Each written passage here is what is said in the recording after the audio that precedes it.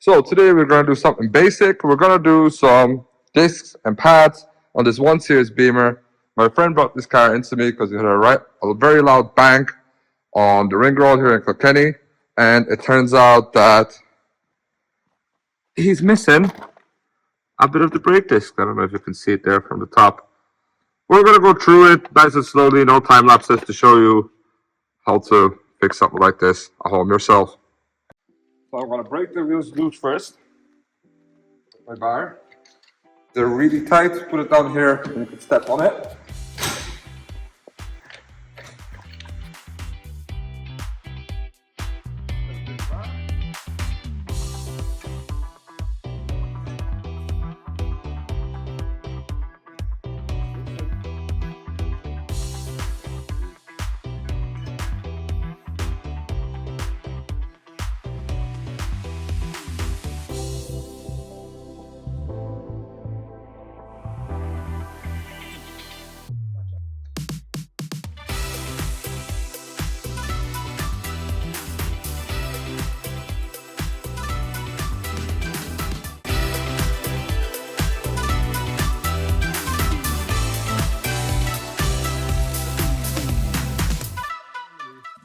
I look for a spot somewhere in around here where your training arm is, your wishbone, whatever you want to call it. Yeah.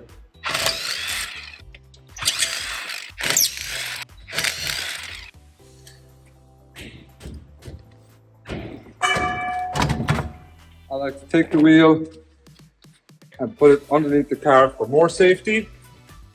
Completely set underneath the car. We have a jack axle stand and a jack, so we're safe there. And just look at this. It's completely gone. What we're going to do now is we're going to loosen this, which holds the disc in place.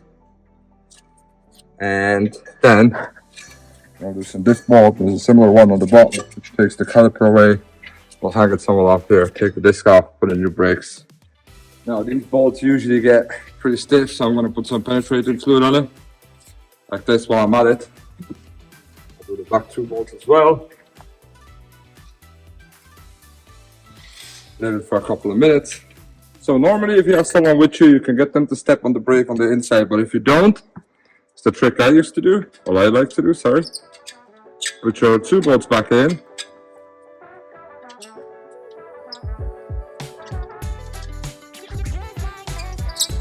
Yes, this is what you need. And then use a crowbar or something like that. Lock them in place while you loosen it up. I start with a cylinder bar. And then we go. Oh, damn. Completely rounded the bolt.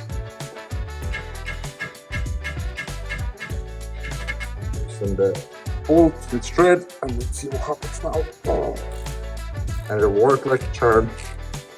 So I had a feel for these back bolts, and it looks like they're 18s, so I extend out this, and unsurprisingly it's not budging, so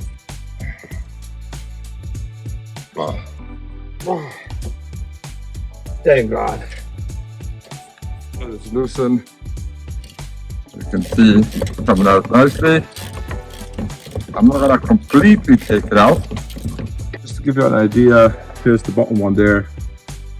I'm ratchet around already, but it's just down here.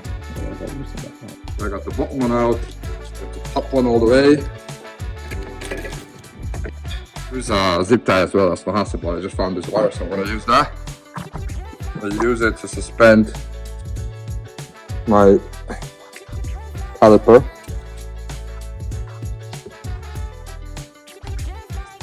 Around it like this. Attach it to my spring up here. Now, send it off. There you go. And here's our disc. Look at this. Put this in the bin and prep the new one to go on. Now, as a part of my prep, I like to take a wire brush and just clean off the mating surface here.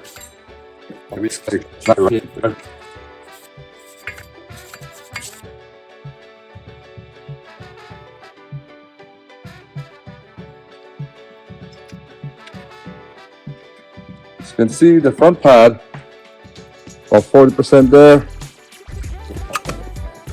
Just pushed out so far back that I'm going to take out this, so I'm going to have to press it in now. As you never see one, this is a brake retractor tool. And what happens, you put this into the caliper to spin back the piston. This won't fit in there just like that, so I'm going to take off the front part and this. And what I'm going to do is, I'll put this in through this hole. Put it in there like so. I'll wind this down to create a cap. And then I'm going to put this in. The reason I didn't put in the topper is because it wouldn't fit. But it doesn't matter because that brake pad is toast anyway.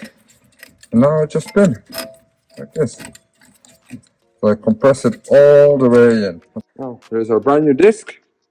It's ready to go on. And here are pads. No, they're the very same as the old ones. I always keep them so I'm able to compare. And as you can see, they are the same.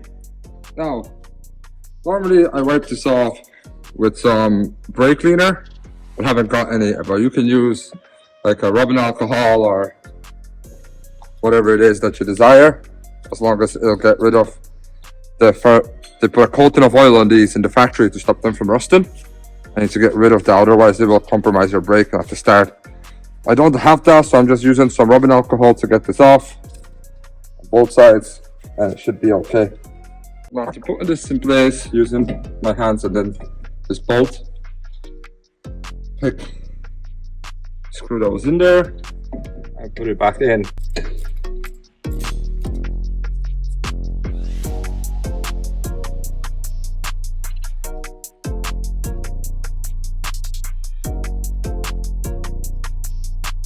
Now normally I would put some copper grease on the back, but these are supposed to be non-squeak, so I'm going to put them on and see how it does.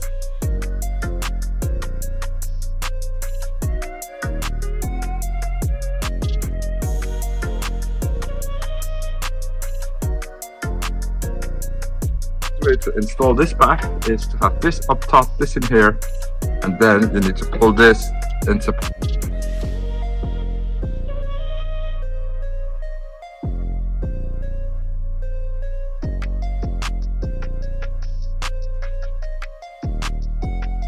I had to readjust the caliper because it wasn't or the pad because it wasn't sitting here properly. But now it fits magnificently. Maybe less precision and more finesse next time, right?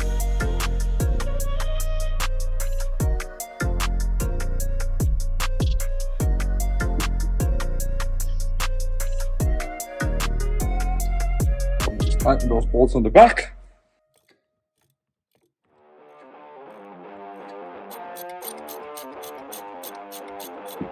Just to put the wheel back on. Before that though, we'll give it a little wipe again, just to make sure the grease that I put on it is not destroying it, the braking capability. So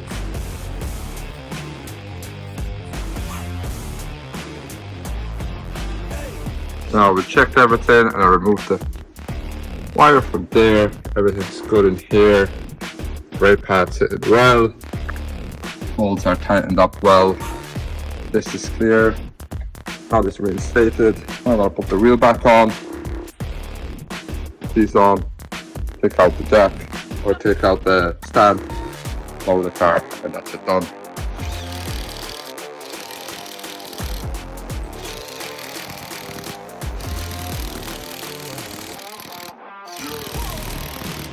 I'm gonna remove that axle stand, put the car down, and we're done.